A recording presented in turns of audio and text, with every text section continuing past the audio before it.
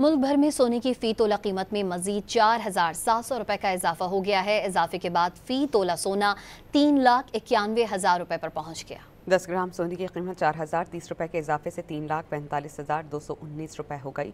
आलमी मार्केट में $49 के इजाफे से फी औंस सोना $3,692 पर पहुंच गया। मुल्क भर में सोने की फी तोला कीमत में मजीद 4,700 रुपए का इजाफा हो गया है। इजाफे के बाद फी तोला सोना 3,91,000 रुपए पर पहुंच गया। 10 ग्राम सोने की कीमत 4,030 रुपए के इजाफे से 3,45,219 रुपए हो गई। आलमी मार्केट में $49 के इजाफे से फी औंस सोना $3,692 पर पहुंच गया। मुल्क भर में सोने की फी तोला कीमत में मजीद 4,700 रुपए का इजाफा हो गया है। इजाफे के बाद फी तोला सोना 3,91,000 रुपए पर पहुंच गया। 10 ग्राम सोने की कीमत 4,030 रुपए के इजाफे से 3,45,219 रुपए हो गई। आलमी मार्केट में $49 के इजाफे से फी औंस सोना $3,692 पर पहुंच गया।